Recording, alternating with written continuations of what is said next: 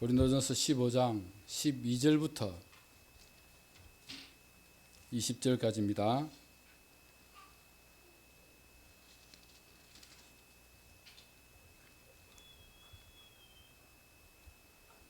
고린도전서 15장 12절부터 20절까지 한 절씩 교독을 합니다. 12절을 제가 먼저 읽습니다. 그리스도께서 죽은 자 가운데서 다시 살아나셨다 전파되었거늘 너희 중에서 어떤 사람들은 어찌하여 죽은 자 가운데서 부활이 없다 하느냐.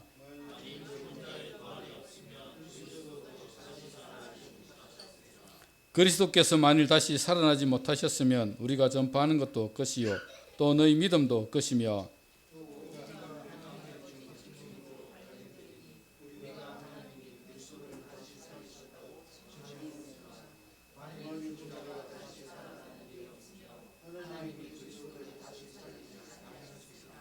만일 죽은 자가 다시 살아나는 일이 없으면 그리스도도 다시 살아나신 일이 없었을 터이요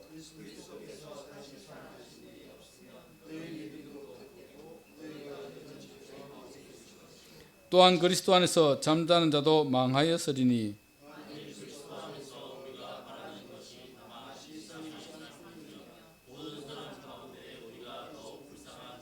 같이 읽습니다. 그러나 이제 그리스도께서 죽은 자 가운데서 다시 살아나사 잠자는 자들의 첫 열매가 되셨도다. 아멘. 오늘 말씀의 제목은 만일 죽은 자의 부활이 없다면 이런 제목입니다. 우리는 지난 주일부터 고린도전서 15장에 있는 부활에 대해서 살펴보고 있습니다. 지난 시간에는 부활에 대해서 첫 시간으로 여러분에게 드렸던 말씀이 뭔지 기억이 혹시 나십니까? 지난 시간에는 부활은 역사적 사건이며 실제 일어났던 일이었다라는 사실에 대해서 살펴보았습니다. 부활이 실제로 일어난 사건이었으며 역사적인 사실임을 증명하기 위해서 세 가지를 말씀을 드렸는데 기억이 나시는지 모르겠는데 첫 번째가 뭡니까? 첫 번째는 성경이 증명하고 있다는 것이었습니다. 15장 3절 4절을 보시면 이렇게 기록되어 있습니다. 내가 받은 것을 먼저 너희에게 전하였노니 이는 성경대로 그리스도께서 우리 죄를 위하여 죽으시고 장사 지낸 바 되셨다가 성경대로 사흘 만에 다시 살아나사. 여기서 강조하고 있는 게 뭐죠? 성경대로라는 것입니다. 성경대로 그리스도께서 우리 죄를 위해서 죽으셨고 장사 지낸 바 되셨지만 또한 성경대로 사흘 만에 다시 살아나셨다. 그렇게 말씀하고 있습니다. 예수님의 십자가의 죽으심과 부활은 성경이 증명하는, 이미 구약에서 예언하고 있는 성경이 증명하는 실제적인 사건이었다는 것을 증명하고 있습니다. 두 번째는 예수님의 부활이 역사적이고 실제적인 사건인 이유가 뭐죠? 예수님의 부활을 목격한 수많은 사람들이 있었다는 것입니다.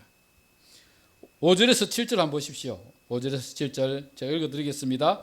게바에게 보이시고 후에 12 제자에게와 그 후에 500여 형제에게 일시에 보이셨나니 그 중에 지금까지 대다수는 살아있고 어떤 사람은 잠들었으며 그 후에 야고보에게 보이셨으며 그 후에 모든 사도에게와 그렇게 말씀하고 있습니다. 게바는 누구라고요? 베드로죠. 예수님의 수제자 베드로뿐만 아니라 12제자 다 봤습니다. 보았고 그리고 마리아와 다른 여인들도 예수님의 부활을 보았습니다. 그리고 그 후에 누가 보았다고요? 500여 형제가 일시에 보았다. 언제 보았다고요? 성천하실 때. 예수님께서 하늘을 올라가실 때 500여 형제가 모여서 예수님의 성천하심을 보았습니다. 예수님의 성천하실 때에 구름이 그를 가리웠고 천사가 그들에게 뭐라고 했습니까? 너희가 예수님이 가심을 본 그대로 다시 오실 것이다 라고 말씀했습니다. 500여 형제가 일시에 보았고 그 중에 어떤 사람들은 잠들었고, 그러니까 고린도전서를 쓸 때쯤 돼서는 이미 많은 사람들이 죽었겠죠. 그리고 살아있는 사람도 있었다. 그들도 부활의 증인이다 라고 말씀을 하고 있습니다. 그 후에 또 누가 봤다고요? 야고보는 누굽니까? 예수님의 동생 야고보도 보았다. 그렇게 말씀하고 있습니다. 이렇게 예수님의 부활을 목격한 사람들이 많은데 어찌 부활을 우리가 부인할 수 있겠습니까? 마지막 세 번째로는 예수님의 부활의 확실한 증거가 뭐죠? 사도 바울도, 이 고린도전서를 기록하고 있는 사도 바울도 보았다는 것입니다. 나도 직접 목격했다는 겁니다. 사도 바울이 예수님을 목격한 것은 우리가 너무나 잘 아는 사건이었죠. 다메섹 도상으로 갈 때 예수님께서 하늘에서 소리가 나기를, 사울아 사울아 네가 어찌 나를 박해하느냐, 당신이 누구십니까? 나는 네가 박해하는 예수다. 그때부터 사울이 박해자에서 전도자로 바뀌어서 이방 땅에 곳곳에 다니며 복음을 전하는 전도자의 삶을 살게 되었습니다. 그래서 8절에 보면 맨 나중에 만삭되지 못하여 난 자 같은 내게도 보이셨느니라. 만삭되지 못하여 난 자, 만삭되지 못한다는 말은 뭡니까? 7삭둥이, 8삭둥이란 말이죠. 그러니까 10달이 돼야, 정확하게 하면 9달 조금 더 되죠. 그 정도 넘어야 이렇게 정상적으로 아이가 분만이 돼야 나오는데, 그런데 7삭둥이, 8삭둥이 같은 나 같은 이 못난 사람에게도 그렇게 주님이 나타나셔서 보여주셨다라고 말씀하고 있습니다. 그래서 결론적으로 11절 말씀에 이렇게 말씀하고 있죠. 그러므로 나나 그들이나 이같이 전파하며 너희도 이같이 믿었느니라. 이 부활의 증인들이 예수님의 부활을 증거하니까 너희가 믿었다. 그렇게 말씀하고 있는 것입니다. 오늘은 만일 죽은 자의 부활이 없다면, 이런 제목인데요. 여러분, 우리는 부활을 믿는 사람들입니다. 그렇죠? 직접 예수님의 부활을 목격하지는 못했습니다. 그러나 수많은 목격자들이, 그리고 성경에서 우리에게 증거하고 있기 때문에 예수님의 부활을 믿는 사람들입니다. 기독교에서 십자가와 부활을 제외하면 빈 껍데기나 마찬가지입니다. 지난 시간에 복음에 대해서 살펴보았습니다만, 복음이 뭐라고요? 복음은 예수 그리스도입니다. 그분이 세상에 오심이 복음입니다. 하나님이신, 신이신 그분이 인간의 몸을 입고 오심이 복음입니다. 그리고 그분이 오신 이유는 우리 죄를 대신 지시고 인간의 대표로서 그분이 십자가에 달려 죽으심으로 우리의 죄를 사해 주셨습니다. 그게 복음입니다. 그리고 또한 죽으셨을 뿐만 아니라 부활의 첫 열매가 되셔서 다시 살아나셔서 우리에게 영원한 소망을 주신 것이 복음입니다.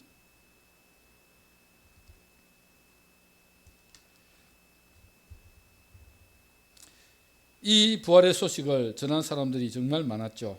예수님의 부활을 목격한 수많은 사람들이 그 예수님의 부활을 증언하고 있습니다. 고린도 교회도 사도 바울이 가서 예수님의 십자가와 부활을, 이 복음을 전했습니다. 그런데 그 고린도 교회에 부활을 믿지 않는 사람들도 있었다라고 말씀합니다. 오늘 본문 12절을 한번 보십시오. 제가 읽어드리겠습니다. 그리스도께서 죽은 자 가운데서 다시 살아나셨다 전파되었거늘 너희 중에서 어떤 사람들은 어찌하여 죽은 자 가운데 부활이 없다 하느냐. 십자가와 부활이 복음인데 사도 바울은 이 십자가와 부활을 증거하기 위하여 이방인의 사도로 이방 땅에 복음을 전했고 제2차 선교 여행 때 이 고린도 교회를 세웠습니다. 그렇게 복음 위에 세워진 교회가 부활을 믿지 않으니까 사도 바울이 얼마나 답답하겠습니까? 복음이 십자가와 부활인데 그렇게 복음을 전했는데 지금 고린도 교회를 떠나 했다고 해서 그들에게 이 부활을 믿지 않는 사상이 들어오고 부활을 믿지 않는 사람들이 생겨났기 때문에 사도 바울이 매우 답답했습니다. 왜 고린도 교회 성도들 중에서 일부는 부활을 믿지 않았을까요? 몇 가지 이유가 있습니다. 그 첫 번째가 뭐냐면 헬라 사상 때문에 그렇습니다. 여러분, 헬라인들은 항상 이원론적 사고를 가지고 있었습니다. 인간이라고 하는 존재도 여러분 영혼과 육체를 가지고 있다고 생각을 했습니다. 영혼과 육체가 있는데, 그런데 이 육체는 하찮은 것이고 천한 것입니다. 영혼은 존귀하고 고귀한 것입니다. 그래서 헬라 사람들은 생각하기를 이 육체는, 몸은 영혼을 가두는 감옥이라고 생각을 했습니다. 그래서 이 죽음이라고 하는 것은 이 육체에서 이 영혼이 해방되는 것입니다. 영혼을 가두는 감옥, 이 육체에서 해방되어 자유롭게 이데아로 어떤 관념적인 또 영적인 것으로 넘어가는 단계가 죽음이라고 생각을 했습니다.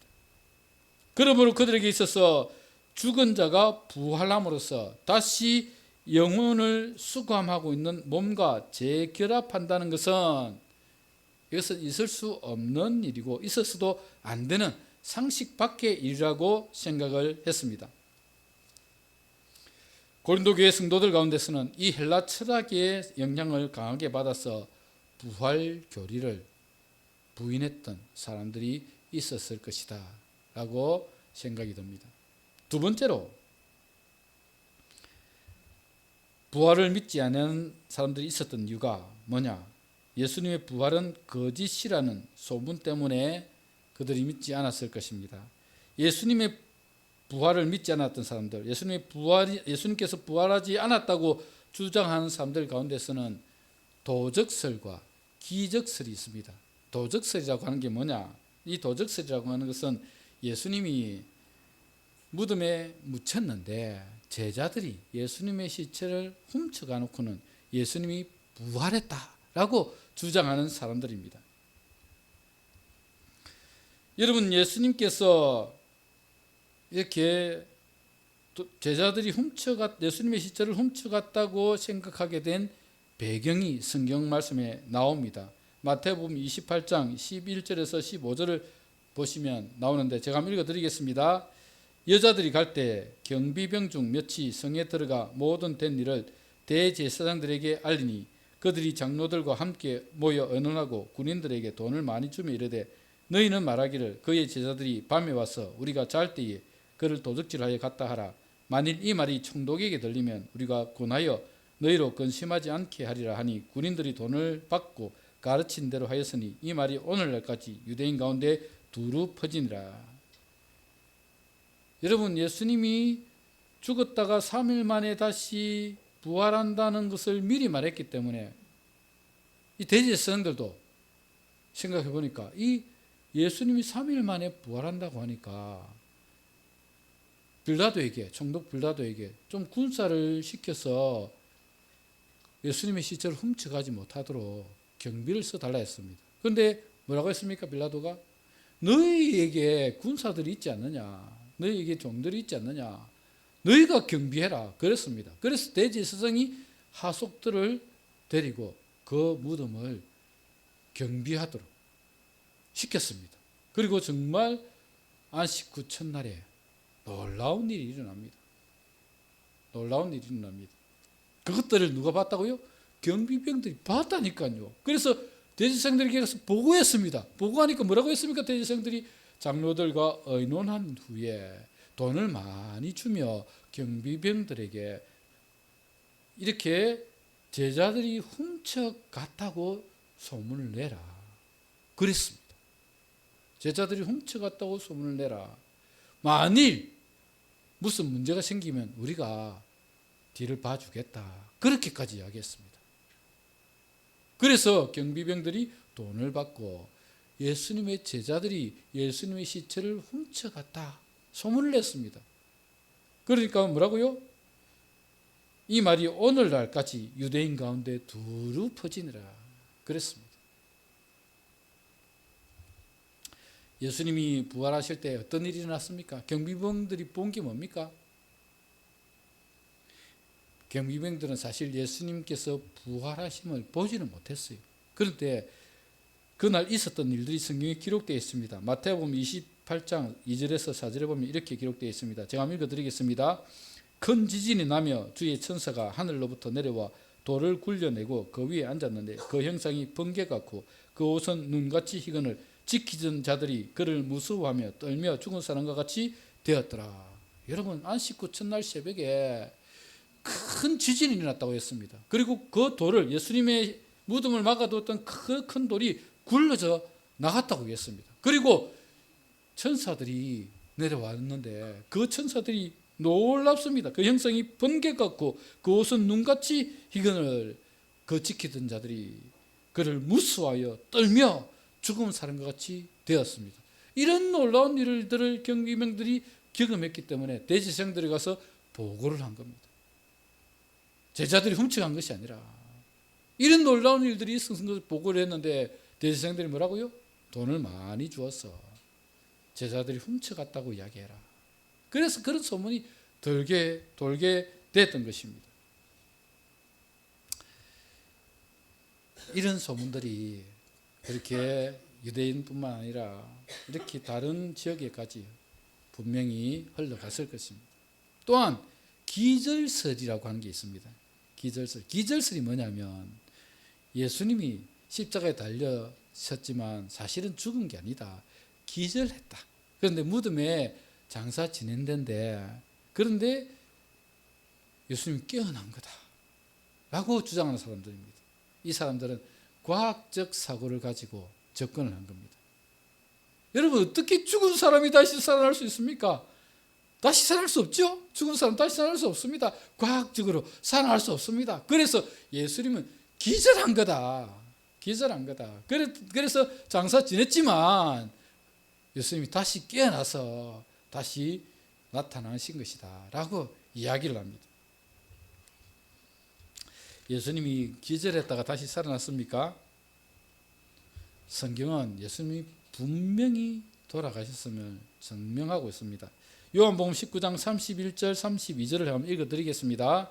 이날은 준비일이라 유대인들은 그 안식일이 큰 날이므로 그 안식일에 시체를 십자가에 두지 아니하려 하여 빌라도에게 그들의 다리를 꺾어 시체를 치워달라 하니 군인들이 가서 예수와 함께 못 박힌 첫째 사람과 또 그 다른 사람의 다리를 꺾고 예수께 이르러서는 이미 죽으신 것을 보고 다리를 꺾지 아니하고 그 중 한 군인이 창으로 옆구리를 찌르니 곧 피와 물이 나오더라.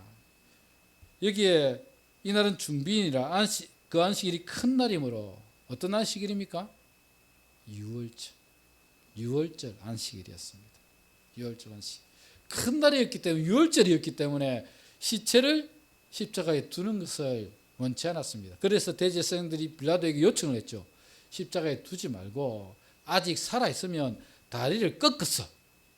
그래서 죽여가지고 무덤에 묻도록 좀 요청을 했습니다. 그래서 군병들이 가서 첫째 사람, 둘째 사람 다리를 꺾었습니다. 안 죽으니까 꺾었습니다.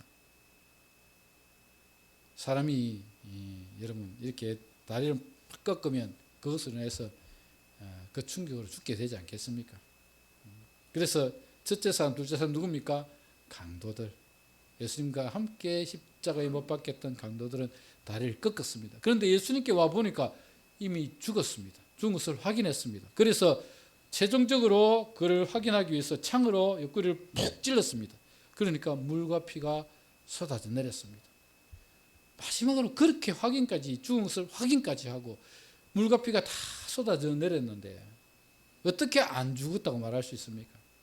분명히 돌아가셨어요. 그렇게 성경이 증명을 하고 있습니다.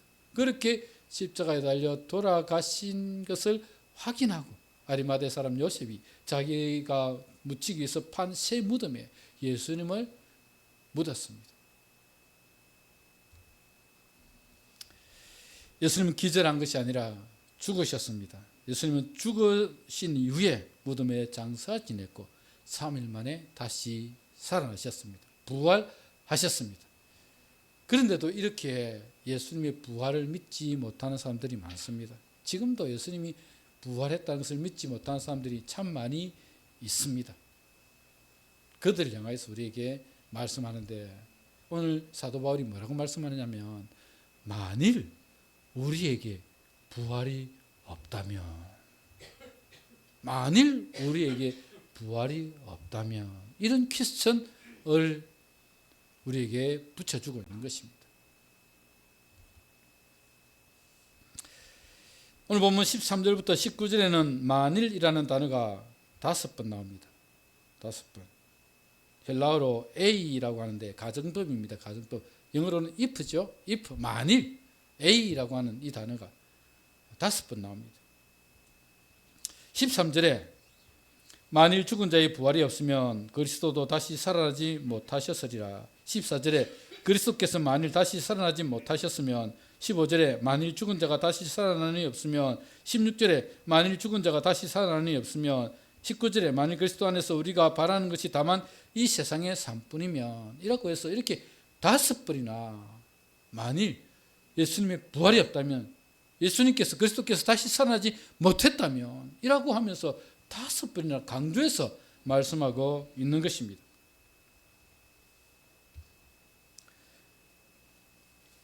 이렇게 사도 바울이 5번이나 만일 부활이 없다면 이라고 말한 내용을 요약해서 3가지로 구분할 수 있습니다. 그 첫 번째가 뭐냐면, 만일 죽은 자의 부활이 없다면 예수님도 다시 살지 못했을 것이다 라고 말씀합니다.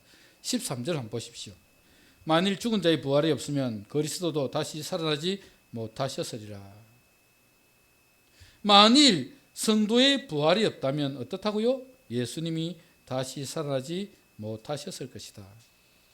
예수님의 부활은 성도의 부활을 전제로 한 것입니다.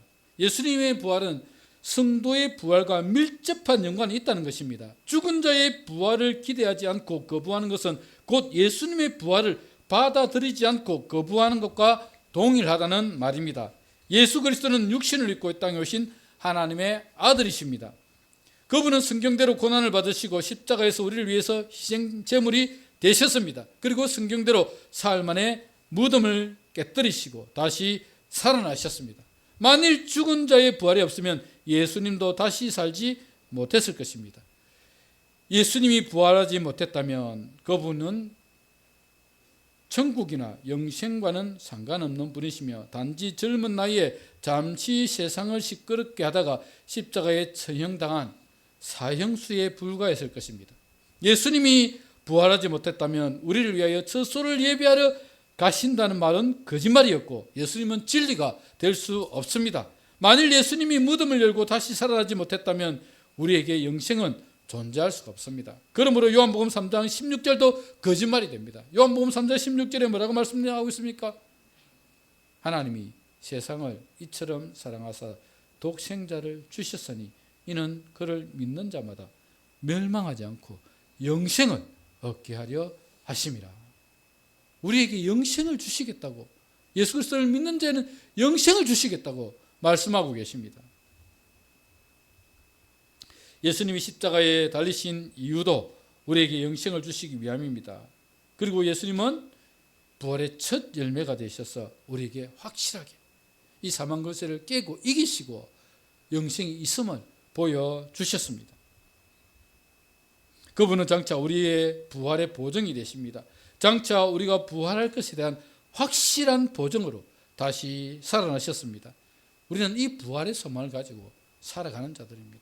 예수님이 부활하셨듯이 우리도 장차 부활할 것이다 는 소망을 가지고 살아가는 것입니다.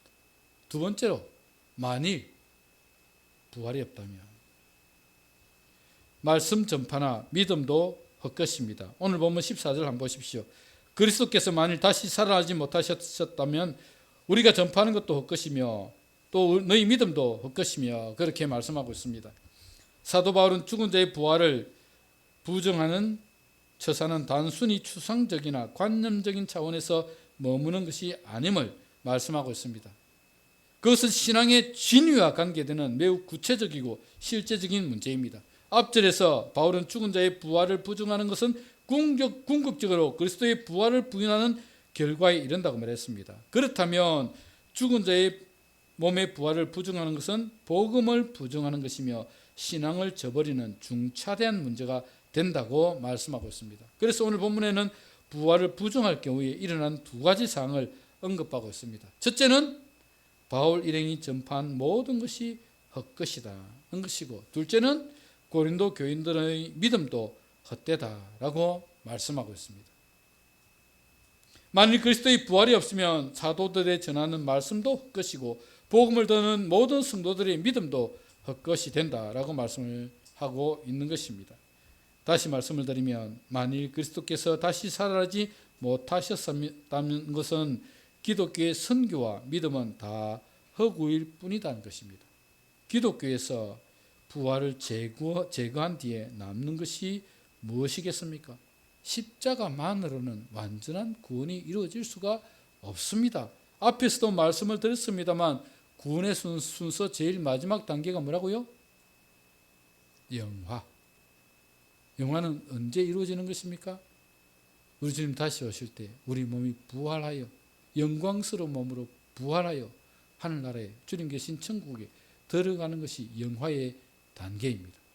우리의 이 연약한 몸이 그대로 연약한 육체를 가지고 가는 것이 아닙니다. 우리가 부활할 때는 뭐라고요? 영화로운 몸을 입습니다. 다시는 죄와 상관없는 연약한 육체가 아니라 다시는 죄를 지을 수 없는 죄와 상관이 없는 몸으로 영광스러운 몸으로 변화되어서 저 천국에서 주님과 함께 살아가게 될 것입니다. 이 단계가 마지막 영화의 단계입니다. 그런데 부활이 없다면 우리의 삶이 죽음으로 끝나버린다면 그것이 구원이라고 말할 수 있겠습니까? 여러분, 기독교 신앙의 초석은 부활입니다. 제자들을 보십시오. 제자들은 예수님이 십자가에 달리실 때 다 고향으로 흩어지고 말았습니다. 십자가에 달리실 때는 예수님이 죽으셨을 때는 더 이상 소망이 없었습니다. 그래서 다 고향으로 흩어졌습니다. 제자들이 담대한 믿음으로 복음을 전하게 된 것은 예수님이 부활하신 이유입니다. 성령이 오심도 예수님이 부활하신 이유이고 그 성령을 받고 제자들은 담대함을 가지고 부활하신 예수님을 증거하기 시작했습니다. 우리의 신앙의 근간은 이처럼 예수님의 부활이며 성도의 부활입니다. 바울의 주장도 계속됩니다. 15절을 한번 보십시오. 15절. 그리스도께서 만일 다시 살아나지 못하셨다면 우리가 전파하는 것도 헛것이며 또 너희 믿음도 헛것이며 또 우리가 하나님의 거짓 증인으로 발견되리니 우리가 하나님이 그리스도를 다시 살리셨다고 증언하였음이라. 뭐라고요? 우리가 전파하는 것, 즉 바울과 그 일행들이 전파하는 것, 그것이 헛것이라는 것입니다. 그리고 너희 믿음도 헛것이라고 말씀합니다. 왜냐? 우리는 하나님이 그리스도를 다시 살리셨다고 전파했는데, 이 복음을 전했는데, 이 부활의 복음을 증거했는데, 그래서 너희가 믿었는데, 만약 부활이 없다면 우리가 전파하는 것도 헛것이고 너희 믿음도 헛것이 될 것이다. 그리고 우리는 거짓말쟁이가 될 것이다 라고 말씀하고 있는 것입니다. 17절에도 이렇게 말씀하고 있습니다. 그리스도께서 다시 살아나니 없으면 너희 믿음도 헛되고 너희가 여전히 죄 가운데 있을 것이요. 그렇게 말씀하고 있습니다. 그리스도께서 다시 살아나니 없다면 너희 믿음도 헛되고 너희도 여전히 죄 가운데 있을 것이다. 고린도 교인들이 전수받은 믿음, 그 믿음이란 바로 그리스도께서 우리 죄를 위해 죽으셨다가 다시 살아나신 것입니다. 그것을 믿었습니다. 그리고 그것이 복음이고 그 복음을 전했던 것입니다. 그런데 이러한 믿음의 대상 자체가 헛상이 된다면 믿음의 내용, 곧 예수 그리스도의 십자가와 부활을 통한 재용서가 무효화되는 것과 같다는 것입니다. 이렇게 된다면 결국 인간은 영원히 죄 가운데 거할 수밖에 없습니다. 로마서 4장 25절에는 이렇게 기록하고 있습니다. 예수는 우리가 범죄한 것 때문에 내줌이 되고 또한 우리를 의롭다 하시기 위하여 살아나셨느니라. 우리의 범죄함 때문에 내줌, 즉 십자가에 달려 돌아가셨고, 그렇죠. 우리의 죄 때문에 예수님이 십자가에 죽으셨습니다. 우리 죄를 다 대신 지시고 대속의 제물이 되셨습니다. 그러나 우리의 의롭다 하심을 위해서 다시 살아나셨다. 그렇게 말씀합니다. 부활은 우리의 의로움을 위해서 살아나신 증거입니다. 예수님의 죽으심과 부활하심이 바로 그리스도인을 의롭다 여김을 받게 하여 구원에 이르도록 하기 위한 사건이었습니다. 사랑하는 여러분, 우리 예수님은 다시 살아나셨습니다. 그리하여 복음을 전파하는 전도자들에게 힘을 부여하시고 많은 열매를 맺게 하셨습니다. 부활의 소망이 있기 때문에, 아니 부활의 역사가 일어났기 때문에 전도자들이 힘있게 복음을 전할 수 있었던 것입니다. 마지막 세 번째로, 부활이 없다면 예수님을 믿는 우리는 가장 불쌍한 자일 것이다 라고 말씀합니다. 오늘 보면 19절 한번 보십시오. 만일 그리스도 안에서 우리가 바라는 것이 다만 이 세상의 삶뿐이면 모든 사람 가운데 우리가 더욱 불쌍한 자리라. 사도 바울은 마지막으로 죽은 자들이 다시 살 수 없다면 그리스도 안에서 사는 성도가 얼마나 비참한 존재임을 우리에게 말씀해 주고 있는 것입니다. 죽은 자의 부활이 없다면 이 세상 위에 미래는 없습니다. 사도 바울은 여기서 이 세상의 삶과 영원한 삶을 대조하고 있습니다. 성도는 죽은 자들이 부활을 통해 영원한 삶, 현재와는 또 다른 궁극적인 삶으로 진입하게 됨을 강조하고 있습니다. 죽은 자가 부활하지 못한다면 우리가 소망하는 미래의 삶은 모두 잃어버리게 되는 불운한 존재라고 말씀하고 있는 것입니다. 만일 죽은 후의 삶이 없다면 예수 믿는 우리는 가장 불쌍한 존재일 수밖에 없다는 것입니다. 그러나 사도 바울이 강조하고 있는 것은 우리는 불쌍한 존재가 아니라는 것입니다. 왜 그렇습니까? 우리에게는 부활이 있다는 것입니다. 그 증거가 뭡니까? 예수님께서 부활하셨습니다. 부활의 첫 열매가 되셨습니다. 20절 보십시오. 그러나 이제 그리스도께서 죽은 자 가운데서 다시 살아나사 잠자는 자들의 첫 열매가 되셨도다. 예수님은 부활하셨습니다. 그리고 첫 열매가 되셨습니다. 첫 열매가 되셨다는 것은 다음 열매가 있다는 것입니다. 즉 우리가 다시 부활하게 됨을 보여주는 것입니다. 만일 정말 부활이 없다면 우리가 이 세상에서 주를 위해 섬기고 교회를 섬기기 위해서 희생하고 성도들과 이웃을 위해서 사랑을 베푸는 우리의 삶이 무슨 의미가 있습니까? 오히려 믿지 않는 사람들이 더 지혜롭지 않습니까? 이 세상 그냥 즐기다가 나만을 위해서 즐기다가 이 세상밖에 없는데 부활이 없는데 다음 세상이 없는데 그냥 즐기다가 살면 될 거 아닙니까? 그런데 우리는 이 부활의 소망이 있기 때문에 이 세상의 삶 가운데서도 주를 위해서 헌신합니다. 교회를 위해서 섬깁니다. 예수님께서 행하신 대로 우리가 사랑을 베풀며 성도들과 이웃을 섬기고 있습니다. 우리에게 부활의 소망이 있기 때문에 이것이 가능한 일입니다.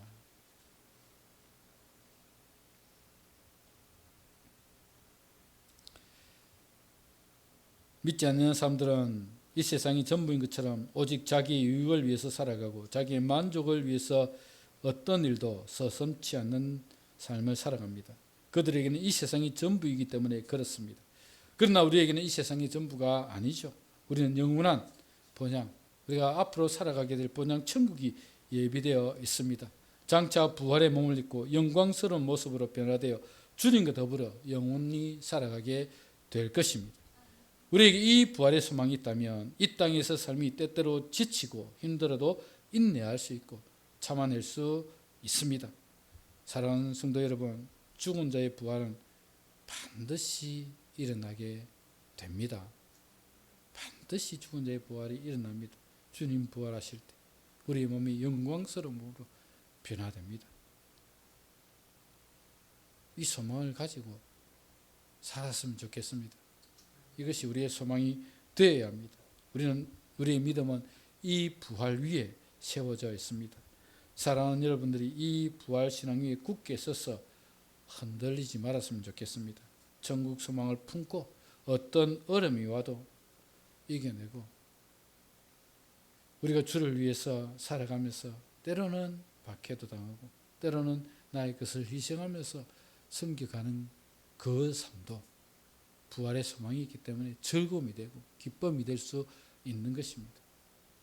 사랑하는 여러분, 우리가 이 소망을 품고 이 부활의 소망을 품고 이 땅을 살아가시기를 바라고 장차 주님처럼 부활하여 저 천국에서 영원히 살 소망을 가지고 날마다 승리하는 여러분 다 되시기를 주님의 이름으로 축복합니다. 말씀을 기억하면서 함께 기도하도록 하겠습니다. 기도할 때 하나님, 우리가 이 땅을 살아가는 동안에 이 부활의 소망을 품고 살아가게 하시고, 힘들고 어려운 일이 있더라도 인내하고 승리하는 우리의 삶이 될 수 있도록 은혜 내리